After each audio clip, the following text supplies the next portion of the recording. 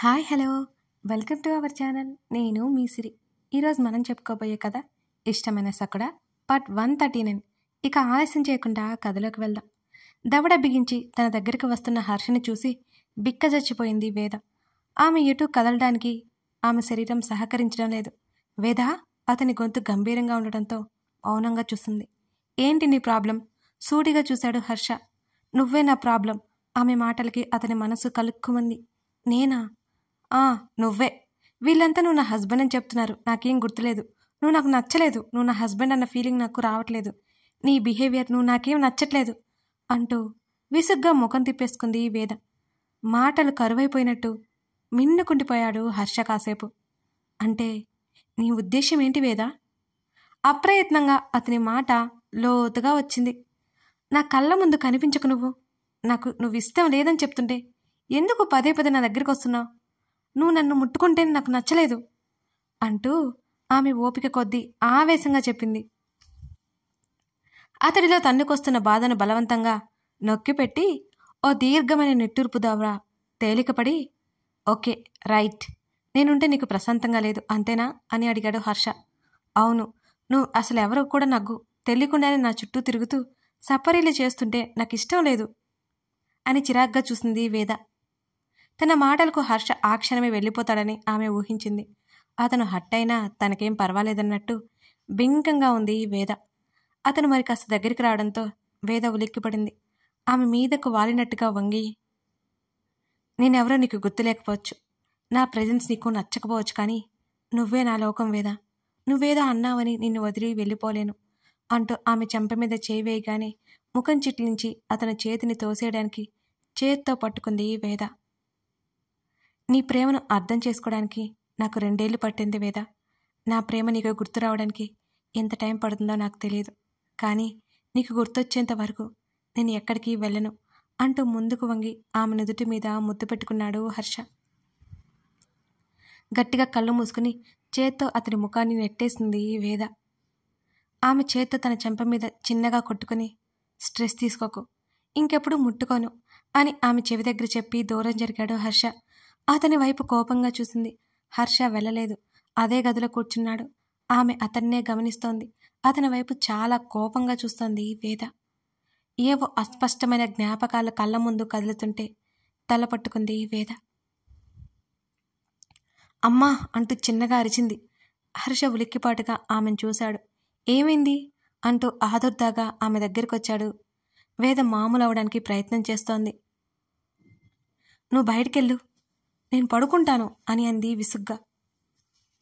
బుర్రకి బొక్కపడినా నీలో పొగరు తగ్గలేదు వేద అంటున్న హర్ష మాటలకి అతన్ని చంపేసేలా చూసింది వేద. అతను నవ్వాడు.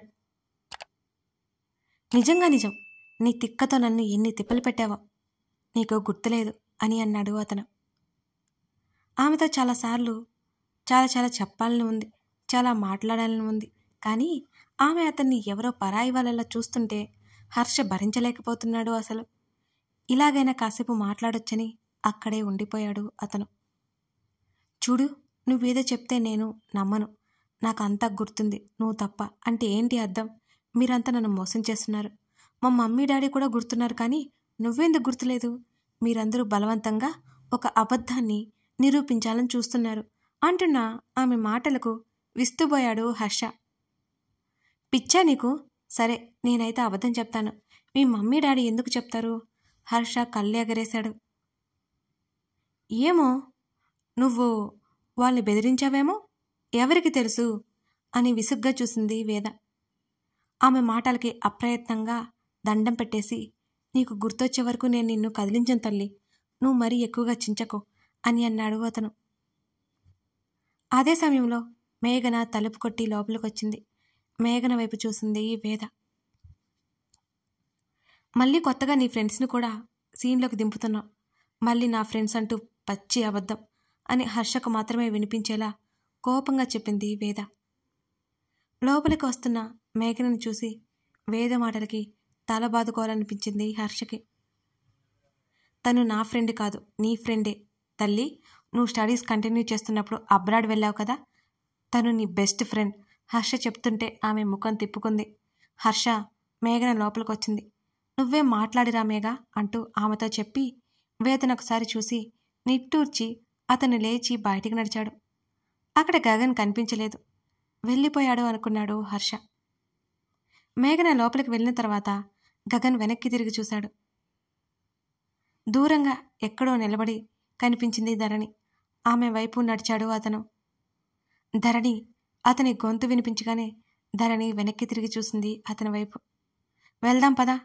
అతను చేయి చాచడంతో మౌనంగా అతని పక్కన అడుగులు వేసిందే కానీ అతని చేతిని ఆమె అందుకోనేలేదు. ఆమె భుజం చుట్టూ చేయి వేసి నువ్వు డిస్టర్బ్ అవుతావని ఇన్ని రోజులు తీసుకురాలేదు అంటున్న అతని మాటలకు సమాధానం ఇవ్వలేదు ఆమె. ఆమె దారి అంతా మౌనంగా ఉండటం అతను గమనించాడు. ఏమాలోచిస్తున్నావు? డ్రైవింగ్ చేస్తూనే ఆమె వైపు ఒకసారి చూసి అడిగి రోడ్డు వైపు తల తిప్పాడు. మీరంతా ఫ్రెండ్సా? మేమంతా అంటే? హాస్పిటల్ బెడ్ మీద ఉన్న అమ్మాయి, ఆమె భర్త, ఇందాకొచ్చిన అమ్మాయి. ధరణి మాటలు తేడాగా అనిపించాయి అతనికి. ఆమె వెటకారం చేస్తుందేమో అనుకుని, అవును, నేను హర్ష స్టడీస్ కోసం వెళ్ళినప్పుడు మేఘ వేద పరిచయం అయ్యారులే. అతడు చాలా మామూలుగా చెప్పాడు. నాకెందుకు చెప్పలేదు మరి? ఏంటి? వీళ్ళ గురించి నాకెందుకు చెప్పలేదు? డైరెక్ట్గా నేను తీసుకెళ్లాలని అనుకున్నాను. సిచ్యువేషన్ సెట్ అవ్వలేదు. అతడు నిట్టూర్చాడు. మేఘన లోపలికి రాగానే పట్టించుకున్నట్టే ఉండిపోయింది వేద. వేద ప్రవర్తనలో తేడా తెలుస్తోంది ఆమెకి. దగ్గరగా వెళ్ళింది మేఘన. వేద మృదువైన కంఠంతో పిలుస్తూ కదలిక లేని వేద ఒక చేయి పట్టుకుంది ఆప్యాయంగా. చిరాకుగా ఉన్న వేద చాలా మామూలుగా చూస్తుంది మేఘన వైపు. ఆమెకేం గుర్తు లేకపోయినా స్నేహితురాలి స్పర్శ ఆమె మనసు గుర్తుపట్టిందేమో. ఎలా ఉన్నావు? మేఘన అడుగుతుంటే బాగున్నట్టు తల ఊపింది. హర్ష వెంటనే లోపలికొచ్చాడు. హర్షను అలాగే చూస్తూ ఉండగా, ఇది తీసుకో. ఆమె పక్కగా వచ్చి బెడ్కి ఆమె కూర్చునేలా వీలుగా అడ్జస్ట్ చేశాడు. నాకు ఇప్పుడేం వద్దు అన్నది అతని నుంచి చూపు తిప్పుకుంటూ. నువ్వు వద్దు అన్నా తప్పదు. ఇంకెన్నాళ్ళు ఇలాగే ఉంటావు? లేచి తిరగవా అని అడిగాడు హర్ష. వేద మాట్లాడలేదు. వేదా, నేను గుర్తున్నానా? మేఘన ఆతృతగా అడుగుతుంటే లేదన్నట్టు తల ఊపింది వేద. మరి హర్ష? మేఘన మరోసారి అడిగింది. వేద మాట్లాడలేదు.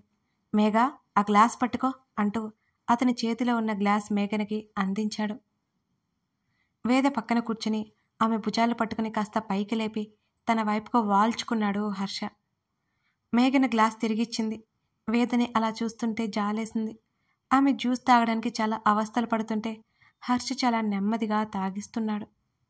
సగం తాగేసి వద్దని ఆమె తల తిప్పుతుంటే ఆపేశాడు. అలాగే తన కానించుకొని కాసేపు ఆమెను అలాగే పట్టుకున్నాడు హర్ష. వేద కళలో తేలియాడుతున్న నీళ్లు ఇద్దరూ చూశారు. కానీ ఎవరు ఏంటి అని అడగలేదు. కాసేపు తర్వాత ఆమెను పడుకోబెట్టి మళ్ళీ బయటికెళ్ళిపోయాడు హర్ష. వెళ్తున్న హర్ష వైపు బాధగా చూస్తూ వేదకి అన్నీ గుర్తు చేయడానికి ప్రయత్నం చేసింది మేఘన. అయినా సరే ఆమెకేం గుర్తు రాలేదు. మేఘన మాట్లాడుతుంటేనే నిద్రలోకి జారుకుంది వేద. స్నేహితురాలి తల నిమిరి బయటకు వచ్చేసింది మేఘన. ఆ ఫ్లోర్ బాల్కనీ దగ్గర నిలబడి బయటికి చూస్తున్నాడు హర్ష. హర్ష అంటూ అతని భుజం మీద చేయి వేసింది మేఘన. 2 క్షణాలు ఆగి ఆమె వైపు చూశాడు అతను. అతని కనులు ఎర్రచీరలు కమ్ముకొని ఉన్నాయి. వేదకి అన్నీ గుర్తుకొస్తాయి. నువ్వు ధైర్యంగా ఉండు మేఘన చెప్తుంటే హర్ష నవ్వడానికి ప్రయత్నం చేశాడు. కానీ ఆ ప్రయత్నం ఫలించనే లేదు. ఎలా వచ్చావు? ఒక్కదానివే వచ్చావా అని అడిగాడు అతను. అవును, గగన్ వాళ్ళు వెళ్ళిపోయారా? అప్పుడే గుర్తుకొచ్చినట్లుగా అడిగింది చుట్టూ చూస్తూ మేఘన. వెళ్ళారు.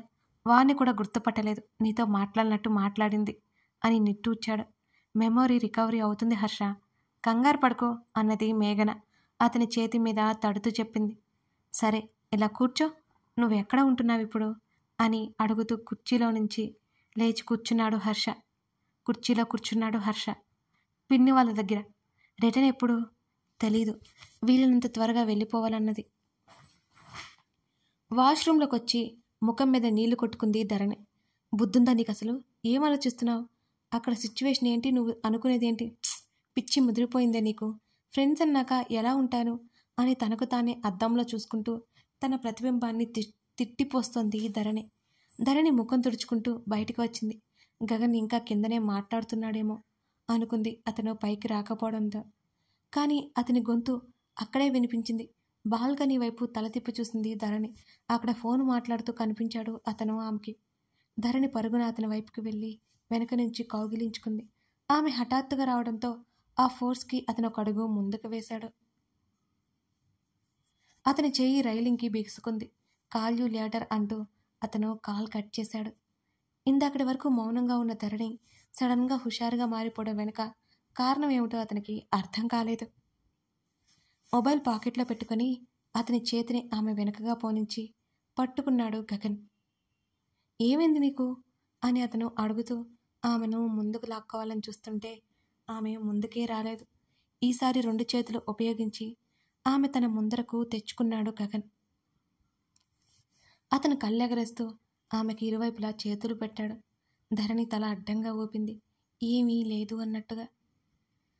నన్ను నమ్మమంటావా అని అతను అడుగుతుంటే అవునన్నట్టు నిలువుగా తలూపింది ధరణి.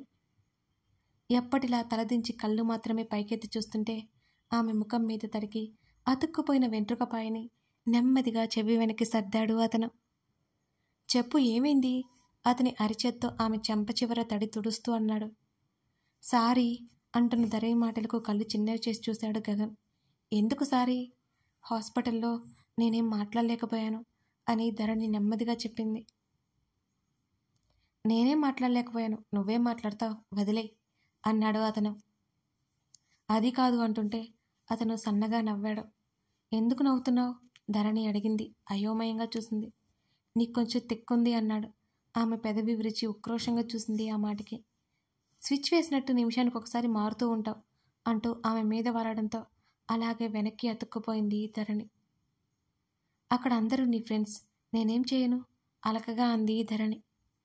ఆమె భుజాలు పట్టుకుని ముందుకు లాగి ఆమె భుజం చుట్టూ చెయ్యేసి లోపలికి తీసుకొచ్చాడు అతను. నాకు తెలియదు మేఘన కూడా వస్తుందని అని పెదవి విరిచాడతను. అతన్ని అలాగే చూస్తూ ఆ అమ్మాయి ఎందుకు అంతగా రియాక్ట్ అయిపోయింది అని అడిగింది ధరణి. బెస్ట్ ఫ్రెండ్ కదా వేద, అలాగే ఉంటుంది అన్నాడు బెడ్ మీద రిలాక్స్డ్గా వాలుతూ. మీరు నలుగురు ఫ్రెండ్స్ కదా, వాళ్ళిద్దరూ పెళ్లి చేసుకున్నప్పుడు మీరు కూడా అలా అనుకున్నారా అంటున్న ఆమె మాటలకు అతను అదోలా చూశాడు ధరణి వైపు. బ్రెయిన్ సరిగ్గానే ఉందా నీకు? విసుగ్గా అన్నాడు గగన్. కాల్ చేసేలా ఉన్నాయి అతని చూపులకు. ధరణి గుటకలు మింగింది. నేను ఊరికే అడుగుతున్నానంది నెమ్మదిగా. అయినా అతని చూపులు ఏమాత్రం మారలేదు. ఎందుకంత కోపం, నీకెప్పుడూ అనిపించలేదా అంటూ దూరంగానే ఉండి అడిగింది ధరణి. ఇలారా అతని చేత్తో సైగ చేశాడు పిలుస్తూనే. తల అడ్డంగా ఊపింది రానన్నట్టు. రమ్మన్నానా అతను అనగానే ఇక్కడే ఉండి వింటాన్లే అంది ధరణి. అతను సీరియస్గా పిలవడంతో గప్చుప్గా వెళ్ళి పక్కన కూర్చుంది. ఇప్పుడు తనకి తిట్లు తప్పవని ఆమె అనుకుంటుండగా ధరణి చేతిని తన చేతిలోకి తీసుకున్నాడు గగన్. ఏమైంది నీకు, పిచ్చి పిచ్చిగా బిహేవ్ చేస్తున్నావు అని అడిగాడు గగన్. నాకేమైంది, నాకేం అవ్వలేదు అంటే వాళ్ళిద్దరూ పేరు కదా, మీ ఇద్దరూ అనుకోలేదా అని డౌట్ వచ్చింది అంతే అన్నది ధరణి. ఉఫ్, ఫ్రెండ్స్ అందరూ పెళ్లి చేసుకోవాలని రూల్ ఉందా అతడు విసుగ్గా అన్నాడు ధరణితో. అలా కాదు, ఆ అమ్మాయి అందంగా ఉంది కదా అంటున్న ధరణి అతని చూపులకి గొంతు తగ్గించింది. నీకేమైనా మెంటలా, అసలేం ఆలోచిస్తున్నావు నువ్వు అని ముఖం చిట్లించి చూశాడు ఆమె వైపు. అంటే ఎప్పుడూ అనుకోలేదా? ఈసారి అతని కళ్ళు మరీ చిన్నవయ్యాయి ఆమె మాటలకి. ఆమె ఆ టాపిక్ వదల్లేలేదు. ఈహి, ఊరికే అలా అమ్మాయి బాగుంటేను అని నసిగింది. She is my friend, so ఆ థాట్ లేదు నాకెప్పుడు అని అన్నాడు అతను. అతని నోటి నుంచి వచ్చిన ఆ మాటకి ధరణి నెత్తి మీద ఉన్న ఏదో పెద్ద భారం దిగిపోయినట్టు అనిపించింది. కానీ తనకొచ్చుండొచ్చేమో. వెళ్ళి తన్నే అడుగు, నా బుర్ర తినకు. అసలే వేద గురించి కాస్త టెన్షన్లో ఉన్న అతనికి ధరణి పిచ్చిలేపుతోంది. ఈసారి మీటైనప్పుడు అడుగుతాన్లే. అతని చిరాకు చూసి ధరణి నవ్వింది. వెంటనే ఆమె మెడ చుట్టూ చెయ్యేసి ఆమె గొంతు బిగించాడు. అబ్బా నొప్పి! ధరణి నొప్పి లేకపోయినా నొప్పన్నట్టు అరిచింది. పిచ్చి పిచ్చిగా వాగావంటే చస్తావు. నేను మామూలుగానే అడిగాను. ఆమె చెబుతున్న అతనికి అనుమానం వచ్చింది. ఒకసారి ఎప్పుడో మేఘన ఇంటికి వచ్చినప్పుడు ధరణి మాటలు అతనికి గుర్తుకొచ్చాయి. ఎంత గొడవ చేసిందో గుర్తుకొచ్చింది అతనికి. సరే, నువ్వింత ఇదిగా చెప్పాక నేను చూస్తాను అన్నాడతను. ఏంటి? అప్పటి వరకు నొప్పి అనేది అరుస్తున్న ధరణి తల తిప్పి తన పెద్ద కళ్ళతో అతని వంక చూసింది. అదే మేఘ అందంగా ఉంది అన్నావు కదా, చూడాలి కదా అని అంటున్న అతని మాటలకి ధరణి కళ్ళు నోరు తెరుచుకున్నాయి. కథ కొనసాగుతోంది. లైక్ చేయడం, కామెంట్ చేయడం మర్చిపోకండి ఫ్రెండ్స్. రోజు చెప్పే విషయమే అయినా మీ లైక్స్, కామెంట్స్ నాకు boost ups. Thank you for watching this video.